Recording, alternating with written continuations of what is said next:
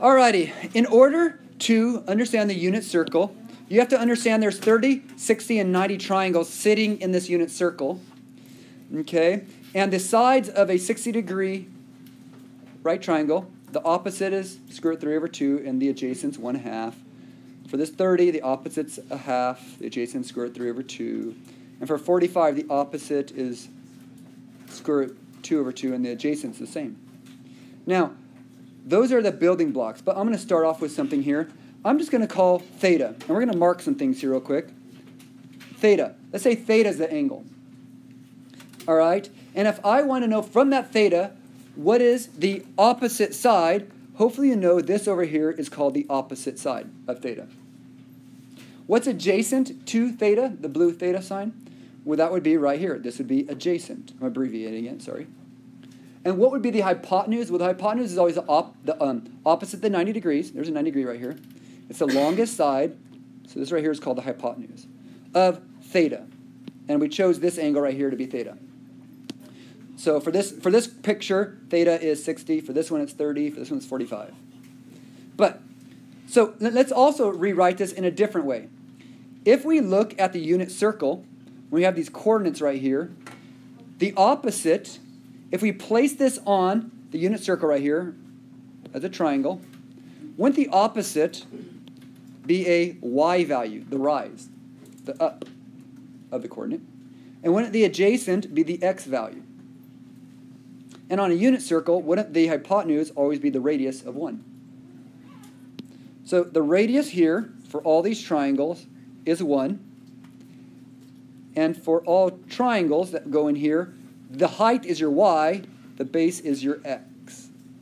So we're going to start calling, instead of saying opposite over adjacent or those kind of things, we're going to be using x and y. So if I went sine theta, hopefully you know, is opposite over hypotenuse. But we're going to get away from opposite over hypotenuse and call it in terms of 1's, x's, and y's. So instead of opposite over hypotenuse, I'm going to call it y over 1. And y over 1 reduced is y.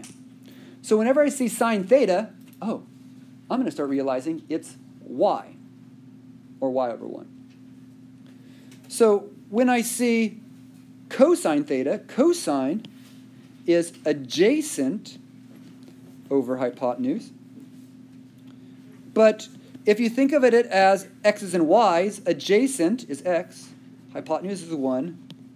Won't that be x over 1, which is equal to x? So what you're going to learn to notice is whenever I see cosine theta, it's really saying x. It's saying this side. It's saying the x value of the coordinate. See the x? Sine theta is a y value. It's the y value of the coordinate. Now, for tangent, tangent is opposite over adjacent. So opposite over adjacent, let's think about that in terms of x's and y's. Opposite is y, adjacent's x. So it's always going to be y over x. Isn't that kind of like slope? Y, rise over run. Y over x. So tangent is y over x, which that's just it. You can't kind of simplify that. So that's tangent. Okay. Now you haven't heard of cotangent before, probably. Cotangent is the reciprocal of tangent. It's the reciprocal of tangent. So instead of opposite over adjacent, cotangent is going to be adjacent over opposite. And if you change that to x's and y's, adjacent is x and opposite is y. So, okay. So cotangent is the reciprocal of tangent. All right. It's a new trig piece. All right. Now we have two more. We have CSC and SEC. CSC is called cosecant. Cosecant is the reciprocal of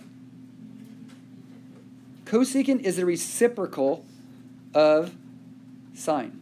So it's going to be 1 over sine theta. It's the reciprocal of sine, so it's 1 over sine. So let's think about that. What would that be in terms, okay, 1 over sine, what would that be? Okay, well, what's the reciprocal of sine? Wouldn't that be hypotenuse over opposite? Or, okay, what's the reciprocal of y over 1? Isn't that 1 over y? Be 1 over y. Okay, so secant is the reciprocal of cosine. So we're going to flip cosine. So secant is going to be 1 over cosine. Theta. So for secant, it's going to be the flip-flop, the reciprocal of secant. Secant is going to be the reciprocal of cosine, so it's going to be hypotenuse over adjacent. Remember, this is cosine, so it's going to be the reciprocal of that. So the reciprocal of x over 1 is going to be 1 over x. The last thing I want to mention is tangent and cotangent have another way of saying them. Another way of saying tangent is sine over cosine. There's times where that's important. Think of that as sine theta over cosine theta, which isn't sine y and cosine x, y over x. So that's another way you could hear it. And so cotangent would be the reciprocal of that. So cotangent would look like this. Now, that's not as important, but it's something you want to kind of know, that y over x is the same as sine over cosine. So what we're switching away from is opposites and adjacents and using y's and x's. And we also have brought in cotangent, cosecant, and secant into the story.